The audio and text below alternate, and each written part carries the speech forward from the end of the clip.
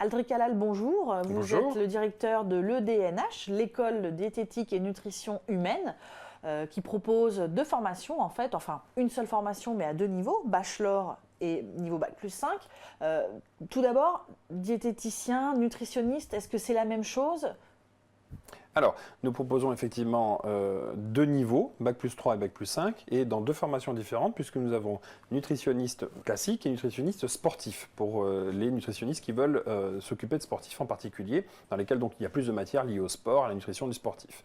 Le diététicien, c'est un bac plus 2, qui se fait après un BTS ou un IUT, alors que le nutritionniste, c'est quelqu'un qui a fait des études plus poussées, plus longues, et dans lesquelles il a plus approfondi. Donc on va retrouver évidemment les étudiants de notre école, mais aussi tous les spécialistes qui poussent leurs études un peu plus loin et qui approfondissent les matières liées à la nutrition, que sont évidemment l'anatomie, la physiologie, la physiopathologie, c'est-à-dire le dysfonctionnement des organes, et évidemment la biologie, la biochimie, mais aussi la connaissance des aliments, la nutrition. Donc toutes les matières, dès qu'on les pousse un peu plus, on a plutôt tendance à avoir le titre de nutritionniste. Mais c'est vrai qu'aujourd'hui, c'est un titre qui est utilisé largement par tout un tas de spécialistes et qui n'est pas arrêté à un diplôme en particulier, sauf chez nous, où c'est un bac plus 3 pour devenir nutritionniste, et après le bac plus 5, nutritionniste expert.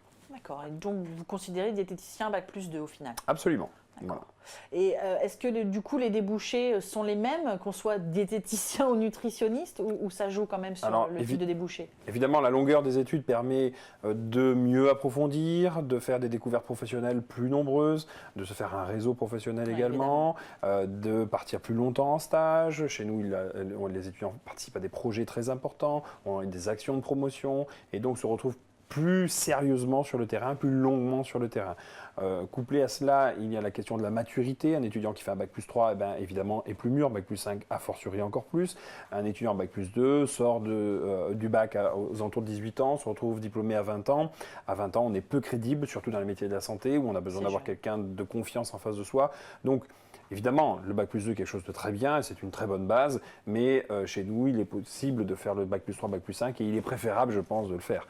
Donc un étudiant qui vient à l'EDNH, École de diététique et nutrition humaine, a la possibilité de faire de la première à la 5e année et de grandir avec nous, de mûrir avec nous en apprenant beaucoup de choses sur le métier. Ce sont des métiers quand même très scientifiques. Alors qui dit scientifique dit avec des savoirs précis. Il faut bien connaître le corps humain. Il serait inadmissible qu'un nutritionniste arrive sur le marché ayant des failles dans ses connaissances. Il perdrait toute crédibilité, donc il faut absolument travailler. La personne doit faire preuve de grande qualité humaine pour pouvoir écouter, pour pouvoir comprendre son patient, pour pouvoir se mettre à disposition et l'orienter et le convaincre d'adopter une meilleure attitude et habitudes alimentaires, de meilleures habitudes alimentaires. Donc le nutritionniste est quelqu'un qui va travailler dans différents types de métiers, dans le cabinet libéral, donc en libéral, dans l'agroalimentaire, mais également dans le métier du sport, dans la prévention, dans la restauration collective et dans tous les services hospitaliers. Ça ne s'arrête pas au milieu juste hospitalier pur.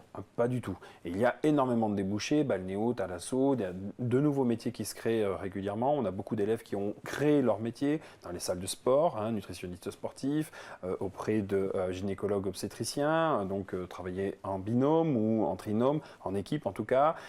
Également créer un service dans un hôpital, ça, on a des élèves qui l'ont fait, c'est une réalité.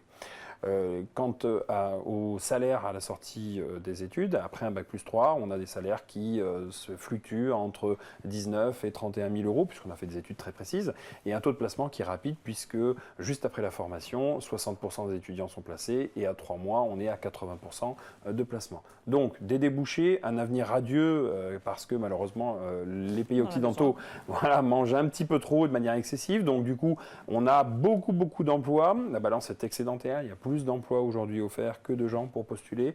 Donc ce sont vraiment des métiers d'avenir, des métiers passionnants et des métiers qui demandent une implication totale d'un point de vue de sa personne. Merci pour ces informations. Avec plaisir.